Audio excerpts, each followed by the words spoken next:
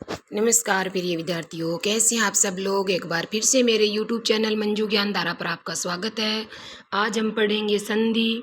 संधि एक ऐसा टॉपिक है जो परीक्षा की दृष्टि से, हर परीक्षा की दृष्टि से महत्वपूर्ण है। चाहे फर्स्ट ग्रेड हो, सेकंड ग्रेड हो, रीट हो, हरियाणा डी ग्रुप हो, कम से कम 2 या 3 क्वेश्चन संधि से देखने को मिल जाते हैं।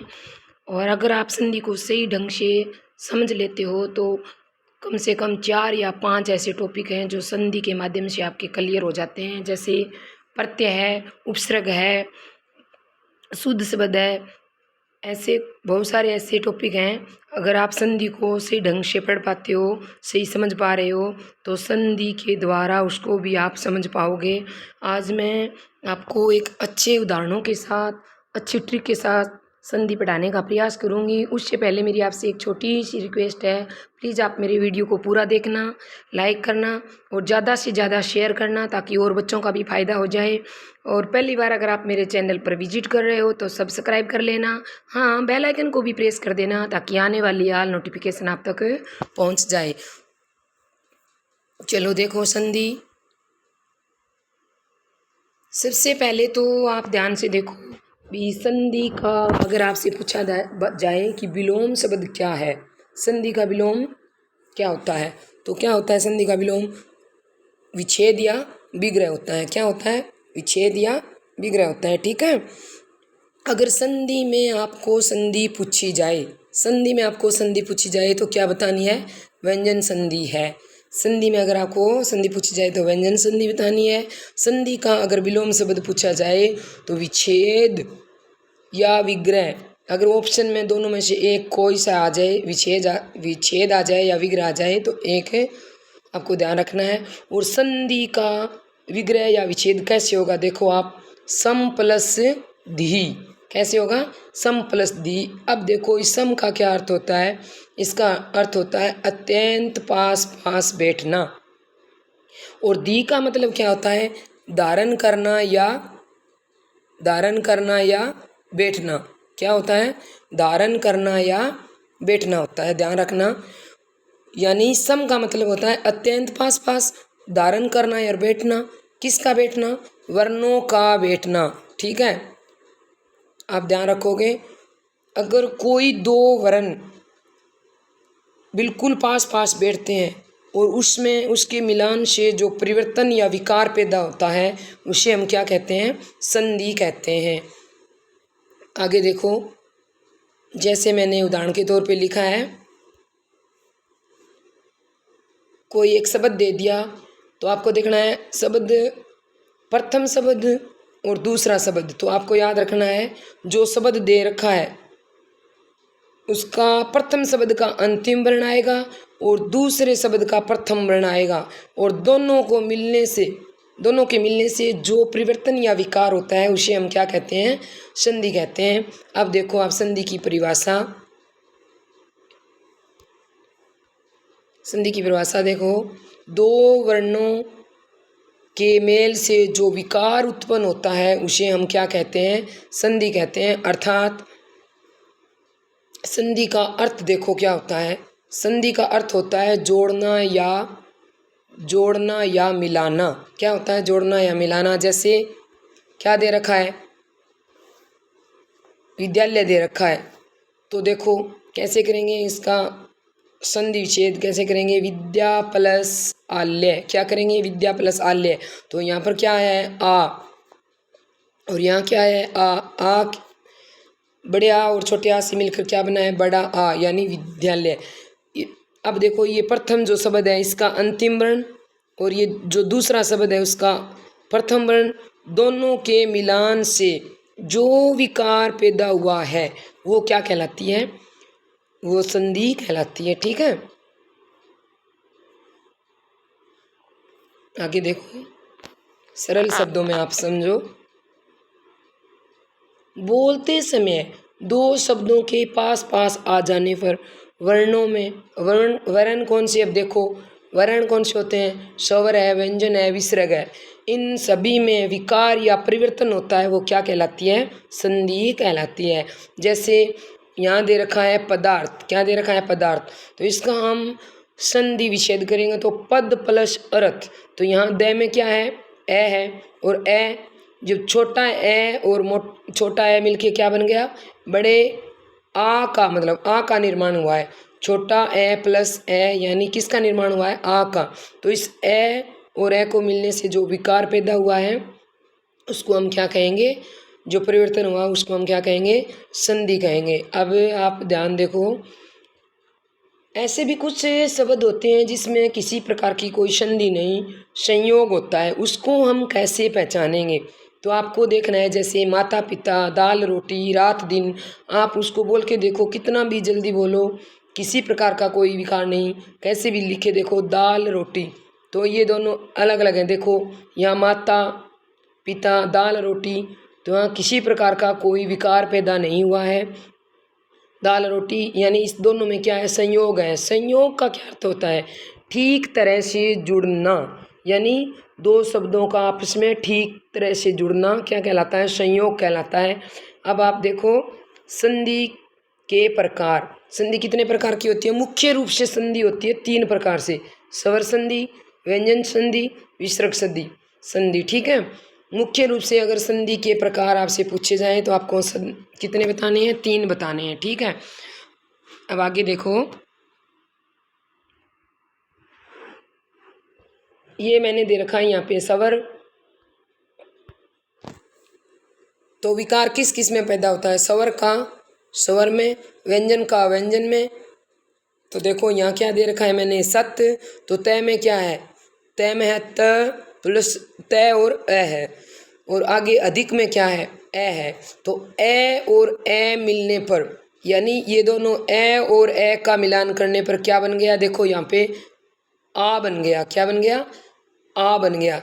तो सत प्लस अधिक का क्या बन गया, शताधिक बन गया। तो विकार किस में हुआ है, स्वर में विकार हुआ है, तो कौन सी संधि आ जाएगी, स्वर संधि आ जाएगी। जिस वर्ण में विकार होता है संधि को उसी नाम से जाना जाता है। जैसे यहाँ स्वर स्वर में विकार पैदा हुआ है तो इसमें कौन सी संधि आएगी, स्वर संधि। अब आगे देखो, यहाँ दे रखा है व्यंजन, व्यंजन प्लस व्यंजन, क्या दे रखा है, व्यंजन प्लस व्यंजन। तो देखो वाक्य दे रखा है, वाक्य, और यहाँ दे रखा है दान, दान, क्या देख रहा है, दान दे रखा है, तो वाक्य। तो यहाँ क्या है, क, और यहाँ क्या है, द, दोनों साइड में क्या है, व्यंजन है। तो देखो क किस में बदल गया, वाक दान हो गया, कै बदल गया ग में। तो विकार किस में पैदा हुआ है, व्यंजन में पैदा हुआ है ना। तो आपको ध्यान में रखना है, स्वर में विकार पैदा होता है तो वो स्वर संधि कहलाती है, व्यंजन में विकार पैदा होता है तो वो व्यंजन संधि कहलाती है। अगर विसर्ग में विकार पैदा होता है या परिवर्तन आता है तो वो विसर्ग संधि कहलाती है। तो हमारा जो क है वो किस में बदला है, ग में बदला है, यानी व्यंजन में विकार या परिवर्तन आया है, तो यहाँ कौन सी संधि होगी, व्यंजन संधि होगी। अब आगे देखो, आगे लिखा है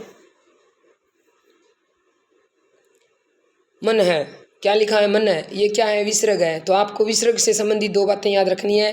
विसर्ग हमेशा शब्द के बीच में आता है या फिर शब्द के बाद में आता है, कभी शब्द के पहले नहीं आएगा, ये गलत हो जाएगा, याद रखना। शब्द के पहले नहीं आएगा, या तो शब्द के बीच में आएगा या शब्द के बाद में आएगा, ठीक है। और विसर्ग में अगर विकार होता है तो वो कौन सी संधि हो जाती है, विसर्ग संधि हो जाती है।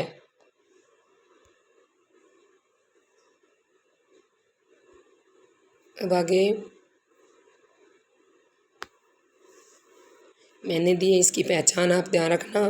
पहचान में क्या है, देखो जिस वर्ण में परिवर्तन हो उसके आधार पर संधि का नाम होता है, ये मैंने आपको बता दिया। आप एक बार फिर से देख लो, आपको अच्छे से समझ में आ जाए। यानी जिस वर्ण में विकार पैदा हो संधि उसके आधार पर संधि का नाम हो जाता है। देखो स्वर प्लस स्वर तो क्या हो जाएगा, स्वर संधि। यहाँ क्या है, सत्य, तो क्या है, ए, और यहाँ अधिक तो क्या है, छोटा ए। छोटा ए और छोटा ए मिलने पर किसका निर्माण हुआ है, आ का निर्माण हुआ है। तो विकार किस में हुआ है, स्वर में विकार हुआ है, तो क्या बन गया, शताधिक। आ बन गया सत प्लस अधिक यानी सता अधिक। तो किस में विकार या किस में परिवर्तन आया है, स्वर में आया है। तो जिस वर्ण में परिवर्तन हो उसके आधार पर संधि का नाम हो जाता है। तो ये स्वर संधि हो जाएगी, आपको ध्यान में रखना है। अब आगे देखो, व्यंजन प्लस स्वर, क्या दे रखा है, व्यंजन प्लस स्वर। अब आपको यहाँ ध्यान रखना है, व्यंजन प्लस स्वर। अब देखना है, अगर स्वर में विकार पैदा होगा तो वो स्वर संधि में जाएगा, अगर व्यंजन में विकार पैदा होगा तो वो व्यंजन संधि में जाएगा। तो देखो यहाँ क्या लिखा है, वाक प्लस ईस, तो क्या बन गया, बागीस बन गया। क्या बन गया, बागीस। लेकिन ये कै किस में बदल गया, देखो ये कै में विकार आया है, गै में बदल गया। ई में किसी प्रकार का कोई विकार नहीं आया, ई की तो केवल मात्रा लगी है, ध्यान देना है आपको। यानी वाक प्लस ईस तो वागीस हो गया। तो आपको देखना है परिवर्तन किस में हुआ है, चेंज किस में हुआ है। तो यानी व्यंजन में चेंज हुआ है। तो क किस में बदला है, गै में बदला है। और ई में तो किसी प्रकार का कोई परिवर्तन नहीं हुआ है, ई स्वर है, ई की तो सिर्फ मात्रा आई, आपको ध्यान रखना है। तो जहाँ व्यंजन में परिवर्तन होता है तो वहाँ कौन सी संधि हो जाती है, व्यंजन संधि हो जाती है। इसी प्रकार आगे देखो, व्यंजन व्यंजन प्लस में व्यंजन व्यंजन भी आते हैं। देखो यहाँ लिखा है वाक दान, तो फिर वही बात है, किस में परिवर्तन हुआ है, वाक से क्या बन गया, क से ग में परिवर्तन हो, ग में बदल गया। क वो किस में बदल गया, ग में बदल गया। क किस में बदल गया, ग में। तो किस में परिवर्तन आया है, दान दा तो व्यंजन है ही, और क में परिवर्तन आया है, लेकिन ग में चेंज हुआ है। और किस में हुआ है, व्यंजन व्यंजन में चेंज हुआ है। तो कौन सी संधि हो गई, व्यंजन संधि हो गई। ठीक है, आगे देखो, विसर्ग प्लस स्वर, विसर्ग प्लस स्वर भी आ सकता है, विसर्ग प्लस व्यंजन भी आ सकता है। आपको देखना है किस में परिवर्तन आया है। जैसे यहाँ लिखा है मनः प्लस विकार, मनः प्लस विकार, तो क्या हो गया, मनः विकार, मनोहो विकार, क्या हो गया, मनोविकार, क्या हो गया, मनोविकार। तो किस में परिवर्तन आया है, विसर्ग में परिवर्तन आया है। किस में बदल गया, ओ में बदल गया। आपको ध्यान में रखना है, किस में बदल गया, ओ में बदल गया। तो विसर्ग में परिवर्तन आया है, तो कौन सी संधि हो गई, विसर्ग संधि हो गई। अब आगे देखो, स्वर संधि। अब आपसे मुख्य संधि के भेद पूछे ना तो आपको 3 बताना है, संधि में संधि पूछे तो व्यंजन बताना है, संधि का विलोम पूछे तो विच्छेद बताना है। संधि का विच्छेद होता क्या है, सम प्लस दी होता है। सम का अर्थ मैंने आपको बताया, 10th पास बैठना। दी का मतलब होता है धारण करना। ठीक है, अगर अब स्वर संधि की बात चल रही है, देखो स्वर संधि में आपको भेद पूछे तो कितने बताना है, 5 बताना है। कौन कौन से हैं वो मैं आगे आपको विस्तार से बताऊंगी। ठीक है, अब आगे देखो आप एक बार, स्वर संधि की परिभाषा। स्वर संधि की यानी 2 स्वरों के निकट आकर परस्पर मिलने पर होने वाले परिवर्तन या विकार को क्या कहते हैं। कोई 2 स्वर है, जैसे ए प्लस ए तो क्या बन गया, आ बन गया। जैसे ए प्लस ए तो क्या बन गया, आ बन गया। ए भी स्वर है, ए भी स्वर है, दोनों का मिलान, दोनों स्वरों का निकट आकर मिलान हुआ है और उसके बाद परिवर्तन या विकार हुआ है तो क्या कहलाएगी, वो स्वर संधि कहलाएगी। यानी 2 स्वरों के निकट आकर परस्पर मिलने पर होने वाले परिवर्तन या विकार को हम क्या कहेंगे, स्वर संधि कहेंगे। आपको ध्यान में रखना है। ठीक है, अब आगे देखो, आगे मैंने उदाहरण भी दे रखा है। जैसे भानु प्लस उदय तो क्या हो गया, भानु उदय। तो भानु मतलब यहाँ ऊ छोटा है, फिर ऊ में उदय में यू छोटा है, छोटा ऊ और छोटा ऊ मिलके क्या बन गए, बड़ा ऊ में बदल गए। यानी ऊ भी स्वर है, ऊ भी स्वर है। स्वर का मिलान होने पर किस में विकार हुआ है, स्वर में विकार हुआ है। स्वर में विकार होने से मतलब स्वर संधि हो गई। तो यहाँ क्या हो जाएगा, ऊ बड़ा हो जाएगा, भानु उदय हो जाएगा। ठीक है, अब देखो आप, मैंने बताई दिए भी स्वर संधि के भेद होते हैं 5। इसकी कैसे पहचान करेंगे आप, भेद आप याद रखना 5 होते हैं। नंबर 1 है दीर्घ स्वर संधि, यानी स्वर संधि का नामकरण किसके आधार पर हुआ है, स्वर संधि का नामकरण है वो परिणाम के आधार पर हुआ है। किसके आधार पर हुआ है? परिणाम के आधार पर। इनका परिणाम क्या निकल रहा है उसके आधार पर संधियों को बांटा गया है। तो आपको देखना है, आगे देखो, ये मैंने यहाँ उदाहरण दे रखे हैं, आप ध्यान से देखो।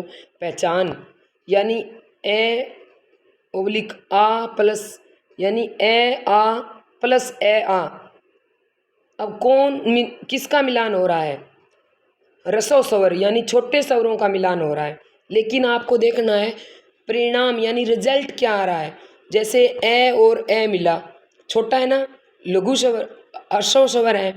छोटे स्वरों के मिलने पर किसका निर्माण हो रहा है? आ किस में आता है? दीर्घ में आता है। तो इसी प्रकार ई और ई के मिलान से क्या बन गया? बड़ी ई। और ऊ, छोटे ऊ और छोटे ऊ के मिलान से क्या बन गया? बड़ा ऊ। तो अब ये किसका मिलान हो रहा है इससे कोई फर्क नहीं पड़ता, इसके आधार पर संधि का नाम नहीं आएगा। संधि का नाम किसके आधार पर आएगा? आ ई उ, यानी ये सब क्या है? आ ई उ दीर्घ स्वर है। तो इस संधि का क्या नाम पड़ गया? दीर्घ स्वर पड़ गया। और किसके आधार पर?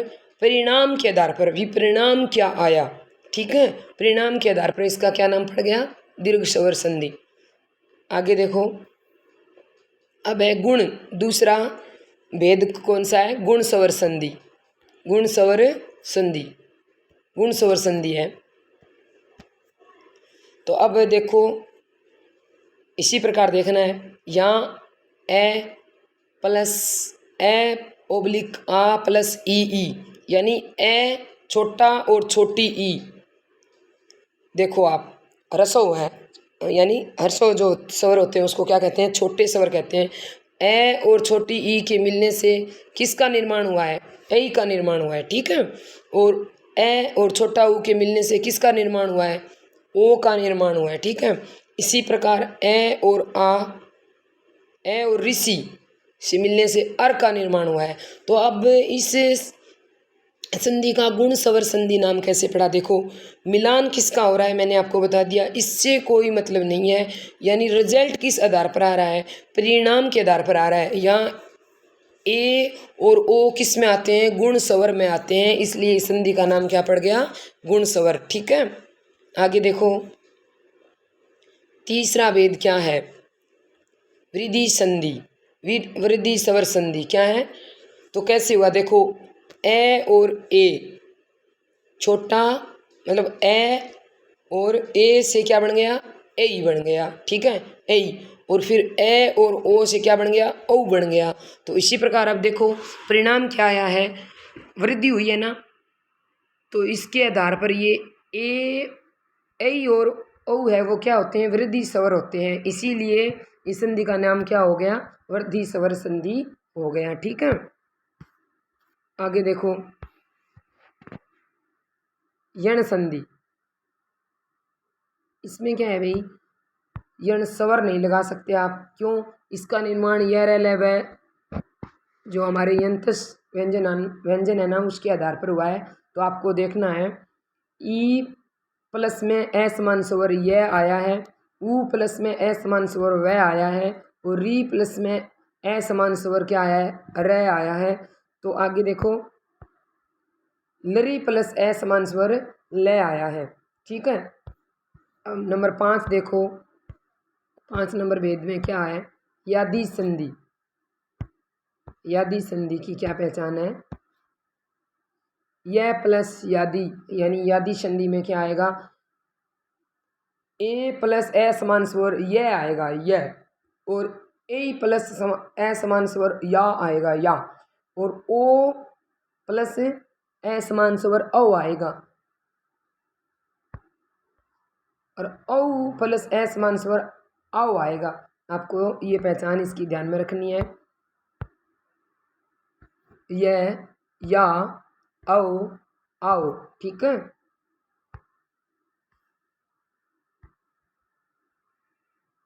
अब देखो आगे 5 भेद नाम कंप्लीट हो गए।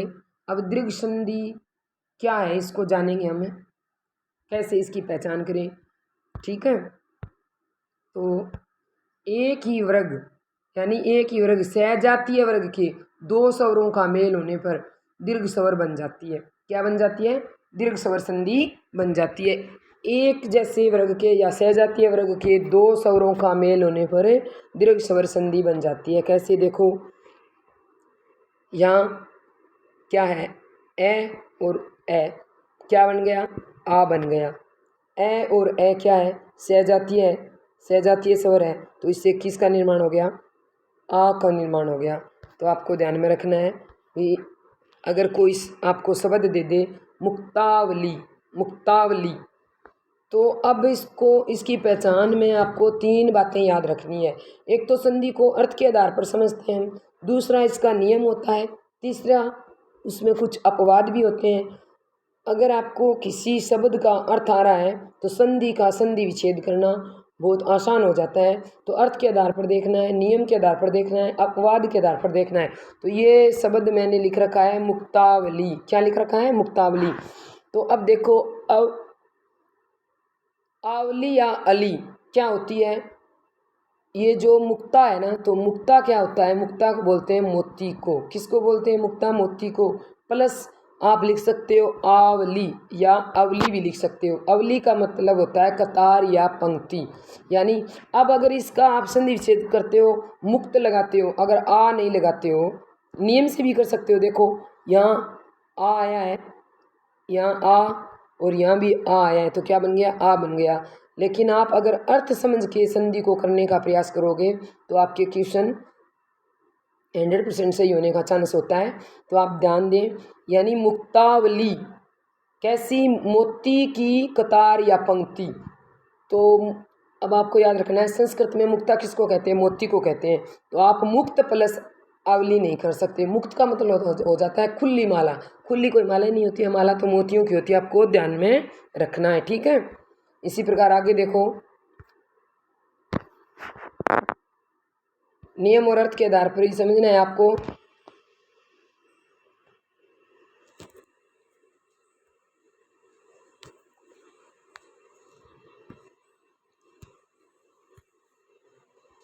इसमें मैंने लिख रखा है मुक्ता आकाश, मुक्ता आकाश, ठीक है।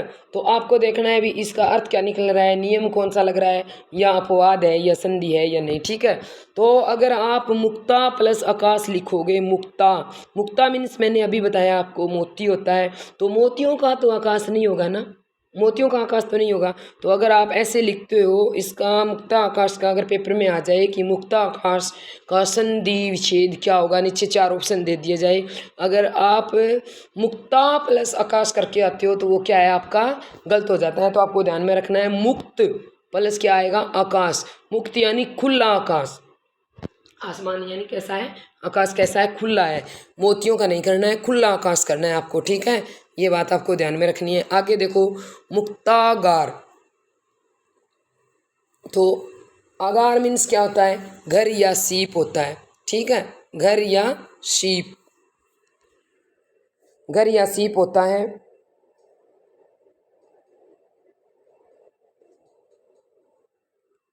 क्या होता है? घर या सीप होता है। सॉरी भाई, बीच में थोड़ा सा ये हिल गया।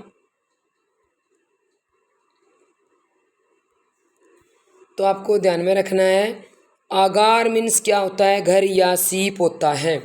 तो आप मुक्तागार का अगर आपसे संधि विच्छेद पूछा जाए तो मोतियों का घर, ठीक है, तो मुक्ता आएगा। अगर अब देखो, ये मुक्ता, मुक्त आत्मा लिख रखा है मैंने, मुक्त आत्मा। तो अब यहाँ पे आप मुक्ता प्लस आत्मा नहीं कर सकते। क्यों? मोतियों की आत्मा थोड़ी होती है, आत्मा तो मुक्त होती है। कैसी होती है? मुक्त होती है, खुली। कैसी होती है? यानी भोग विलास या वासना से दूर, मुक्त आत्मा आपको करना है, ध्यान रखना है, ठीक है। अब आगे आप देखो, कुछ मैंने उदाहरण दे रखे हैं, ध्यान से देखना। मुक्ताहार, स्वर्णहार, रजतहार, पुष्पहार। मुक्ताहार दे दिया जाए, स्वर्णहार दे दिया जाए, रजतहार दे दिया जाए या पुष्पहार दे दिया जाए। तो आपको बोलते हैं भी कोई नीचे संधि विच्छेद इसका क्या है, तो आपको याद रखना है इनमें किसी प्रकार की कोई संधि नहीं, संयोग है। वो कैसे है देखो, मुक्ता मीन्स होता है मोती, हार मीन्स होता है खाना। क्या हम मोतियों को खाएंगे? मोतियों का हार बनाएंगे? हार मोतियों को खाना बनाएंगे नहीं ना। तो इसलिए इसमें किसी प्रकार का कोई विकार नहीं हो रहा है। जैसे देखो पुष्प पै और है में किसी प्रकार का कोई विकार या परिवर्तन नहीं हो रहा है। जिस शब्द में किसी प्रकार का परिवर्तन या विकार नहीं होता हो दो शब्दों के मेल से, तो वो दो वर्णों के मेल से, तो वो क्या कहलाएंगे, उसमें क्या होगा, संयोग होगा। ठीक है, आगे देखो, यह दावा नल, दावा क्या है, दावा नल, क्या दे रखा है, दावा नल। तो आपको ध्यान रखना है, दावा नल का अगर पेपर में आपसे पूछा जाए कि संधि विच्छेद क्या होगा, संधि विच्छेद कैसे किया जाएगा, या नीचे चार ऑप्शन दे दिए जाए कि इसमें से दावा नल का संधि विच्छेद कौन सा है, तो ध्यान से देखो, दावा मीन्स क्या होता है, दावा मीन्स तो मुकदमा। अगर आप ऐसे करोगे दावा प्लस अनल, तो ये आपका गलत हो जाएगा। यानी दावा मीन्स क्या होता है, मुकदमा होता है, और मुकदमे की कोई आग नहीं, आपको करना है दाव, दाव यानी वन, और अनल यानी आग। किसकी आग, दावा नल, यानी जंगल या वन की आग होती है। ठीक है, तो आपको जब भी संधि विच्छेद करो आप ध्यान रखना है दाव प्लस अनल करना है, दावा नहीं करना है। ठीक है,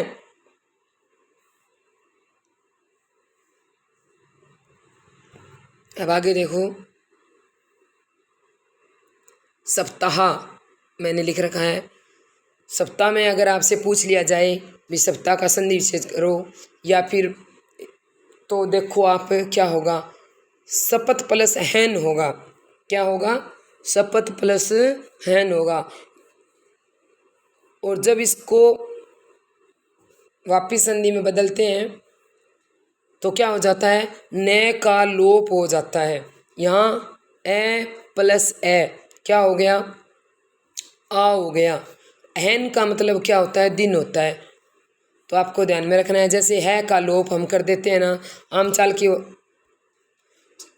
भाषा में हम जब बोलते हैं, बोलचाल की भाषा में हम पढ़ते हैं, बोलते हैं, तो कैसे करते हैं देखो, है का लोप कर देते हैं। जैसे गया है, क्या लिखा हुआ है, हम 11 कह देते हैं, 12 है, हम 12 कह देते हैं। तो ध्यान रखना है, कई ऐसे भी शब्द हैं संधि में, आपको ध्यान रखना है वहाँ क्या होता है, एक किसी वर्ण का लोप हो जाता है। ठीक है,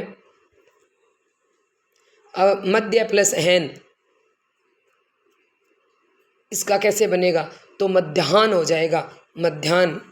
यानी यहाँ है पूरा है, जब संधि का मतलब विच्छेद हुआ है तो है पूरा है, और जब इसको वापस बनाया है हमने शब्द, तो क्या है आधा है। क्यों है, आ आया है, आ की वजह से है को आधा बोला गया है। ठीक है, अब आगे देखो, वातायन, तो क्या होता है, वात का मतलब होता है वा प्लस एन, तो वात प्लस एन, वात मीन्स ओवा, एन मीन्स शतान या खिड़की, यानी ओवा आने का शतान। आप वातायन नहीं कर सकते, बाता नहीं कर सकते, आपको बात करना है, ध्यान रखना है। बात मीन्स होती है ओवा, और एन मीन्स होता है शतान, यानी ओवा आने का शतान।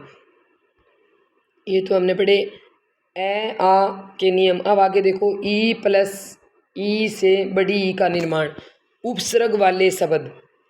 देखो आप, अब नियम नंबर 2 में क्या है, छोटी मिलकर क्या बनाएगी, बड़ी, और बड़ी ई मिलकर क्या बनाएगी, बड़ी ई का निर्माण करेगी। और इसमें भी ऐसे ही करना है, अर्थ के आधार पर समझना है और नियम के आधार पर भी समझना है। तो देखो यहाँ लिखा है प्रतीक्षा, तो अब इसका संधि विच्छेद कैसे होगा, तो प्रतीक्षा, जो उपसर्ग वाले शब्दों का संधि विच्छेद जब करते हैं तो हमें याद रखना है, उपसर्ग हमेशा छोटी ई के से ही बनते हैं, उपसर्ग छोटी ई से ही बनते हैं। तो जब हम इसका संधि विच्छेद करेंगे तो पहले क्या आएगी, छोटी ई आएगी, प्रति प्लस इच्छा, इच्छा मीन्स होता है देखना, यानी प्रतीक्षा। तो यहाँ छोटी ई और बड़ी ई क्या बन गई, बड़ी ई हो गई। ठीक है, इसी प्रकार परीक्षण, तो परीक्षण का क्या हो जाएगा, परि प्लस इक्षण, यानी इक्षण होता है देखना, परि यानी चारों ओर से देखना। अब नोट लगा के मैंने लिखा है, आप ध्यान रखो। इसमें याद रखना है आपको, छोटी ई से ही उपसर्ग बनते हैं और दीर्घ ई से कोई उपसर्ग नहीं बनता, ठीक है। आगे देखो, रसोई वाले शब्द जिसमें छोटी मात्रा आएगी, यानी छोटी ई वाले शब्द को ध्यान में रखो आप, कैसे उसका संधि विच्छेद करोगे आप। तो जैसे यहाँ दे रखा है रविंदर, तो रवि प्लस क्या आएगा, इंद्र आएगा, यानी रवि क्या है, ई प्लस ई, छोटी ई से क्या बन गया, बड़ी ई। रवि इंद्र का मतलब हो गया रवि प्लस इंद्र, यानी रविंद्र क्या हो गया, श्रेष्ठ या राजा। रविंद्र का क्या अर्थ होता है, श्रेष्ठ या राजा। अब है कवि प्लस इंद्र, तो कवि में क्या होती है, जब कवि हम लिखते हैं तो शुद्ध छोटी होती है प्लस इंद्र, तो कवि इंद्र, कवियों का इंद्र हो गया। बा, अब देखो वारिस, तो वारी मीन्स क्या होता है, जल, और प्लस ईस मीन्स होता है समुंदर, क्या होता है, समुंदर। तो क्या हो जाएगा, वारी प्लस ईस, ठीक है।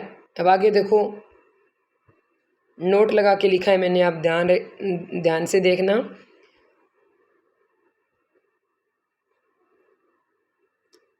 ई, छोटी ई की मात्रा किस में आएगी, जो कोई शब्द अगर पुल्लिंग होगा, कोई शब्द पुल्लिंग होगा, कोई शब्द पुल्लिंग होगा तो उसमें छोटी ई की मात्रा आएगी।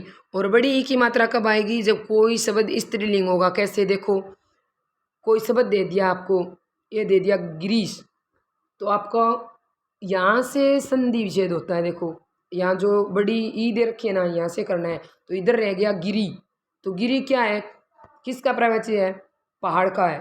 तो पहाड़ किस में आता है, पुल्लिंग में आता है। तो गिरी, जब पुल्लिंग में कोई शब्द आएगा तो मात्रा क्या आएगी, छोटी आएगी, गिरी प्लस क्या हो जाएगा, ईस, ठीक है। तो इसी प्रकार ये दे रखा है 37, तो सती, शिव की जो पत्नी जो सती हुई, सती, सती क्या है, सती शब्द क्या है, देखो आप इसका संधि विच्छेद करो, सती, सती एक स्त्रीलिंग है, तो स्त्रीलिंग आएगा तो क्या आएगी, ई बड़ी आएगी, यहाँ संधि विच्छेद में सती ई बड़ी आएगी, और ग्रीस यानी पुल्लिंग जो होगा तो वहाँ ई छोटी आएगी।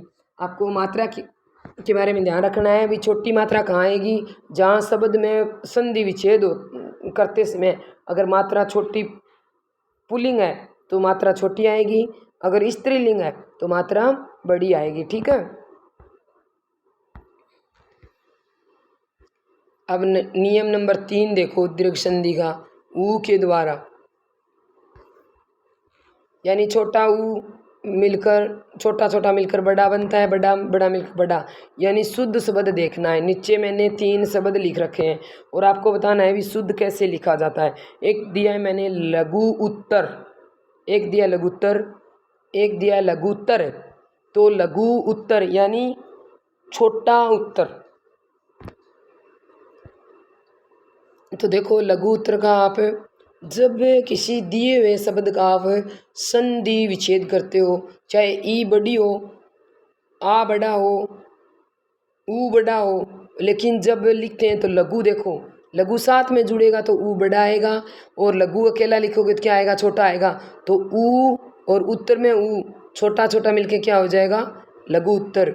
ये क्या है, इसमें तो है संधि, और जो लघु उत्तर मैंने छोटा जो दे रखा है ये अशुद्ध हो जाएगा। और लघुत्तर, तर का मतलब क्या है, यहाँ पे प्रत्यय, लघुत्तर, लघु उत्तर नहीं है। देखो उत्तर का मतलब होता है, लघु मतलब छोटा, उत्तर का मतलब उत्तर या आंसर, यानी छोटा उत्तर। लेकिन लघुत्तर क्या है, तर तो प्रत्यय है, जैसे अधिकतर, उच्चतर, ठीक है। ये इसमें क्या होते हैं, संयोग होते हैं, संधि नहीं होती है। इसी प्रकार लघु उत्तम, तो इसका संधि विच्छेद होगा, लघु यहाँ बड़ा है, लघु उत्तम यानी लघु यानी छोटा और उत्तम, तो लघु छोटा हो जाएगा और उत्तम आएगा। लघु उत्तम ऐसे नहीं लिख सकते आप, ठीक है। और लघुतम, तम क्या है, तम एक प्रत्यय है, तम क्या है, प्रत्यय है। और इसमें क्या है, तर हो तम हो ये लगे हो ना तो इसमें संधि नहीं होती है, आपको ध्यान में रखना है, इसमें संयोग होता है। ठीक है, अब आगे देखो।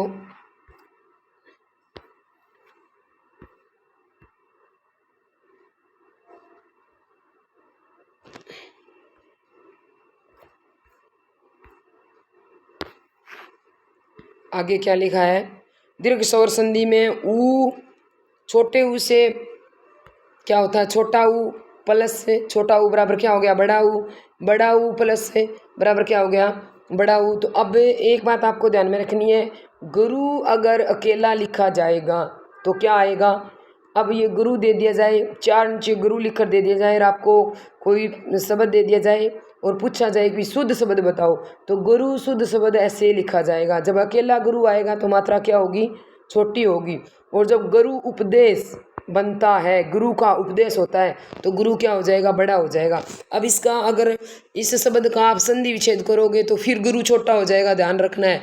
गुरु प्लस उपदेश क्या है, गुरु प्लस से, तो यहाँ क्या है, ऊ छोटा है, फिर यहाँ ऊ छोटा है, छोटा ऊ यानी बराबर क्या हो गया, बड़ा ऊ बने गया। ये बात आपको ध्यान में रखनी है। अगर अकेला गुरु आए और नीचे एक ऐसे लिख दिया जाए एक निम्न में से शुद्ध शब्द बताओ, तो आपको ध्यान में रखना है अकेला गुरु क्या होता है, छोटा होता है। और जब गुरु का उपदेश हो जाता है तो क्या हो जाता है, बड़ा हो जाता है।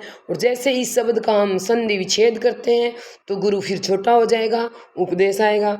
ऐसे भू परी, तो आपको ध्यान में रखना है, भू यानी भूमि या धरती, तो ऊ और बड़ा ऊ और छोटा ऊ मिलके क्या बन गया, बड़ा ऊ मिल गया, भूपरी यानी धरती के ऊपर। ठीक है, आगे देखो, नोट मैंने डाल के कुछ आपको बातें याद रखनी है। इस दीर्घ स्वर संधि में अगर कोई शब्द दे दिया जाए, जैसे ये शब्द है, देखो आप, एक दे रखा है वातायन, एक दे रखा है उत्तरायण, तो इसकी आप पहचान कैसे करोगे भी सही कौन सा है, कैसे संधि विच्छेद करेंगे, शब्द कैसे सही लिखा जाएगा। तो आपको एक मेन बात याद रखनी है, अगर कोई शब्द आए तो री, रै और सै शब्द कोई प्रथम शब्द में कभी भी कहीं भी आ जाए और प्लस में अगर न आ जाए तो वो लास्ट में न क्या बन जाएगा, अणे में बदल जाएगा।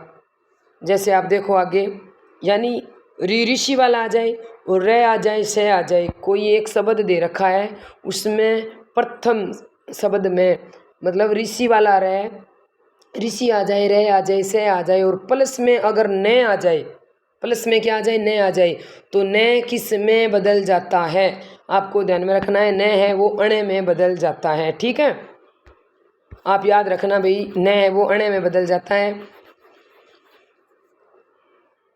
अब देखो आगे कैसे समझोगे आप इसको, जैसे ये दे रखा है उत्तरायण, क्या दे रखा है, उत्तरायण, तो इसमें क्या है, पहले शब्द में रह आया है और मैंने बताया री ऋषि आए और रह आए या से आए और प्लस में न आए, लास्ट दूसरे शब्द में न आए, तो वो पूरा अगर शब्द बनाएंगे तो किस में बदल जाएगा, अणे में बदल जाएगा। तो यहाँ देखो रह भी आया है और प्लस में न भी आया है, तो उसका मूल शब्द जब बनाएंगे तो क्या हो जाएगा, उत्तरायण हो जाएगा। ठीक है, उत्तरायण न नहीं होगा।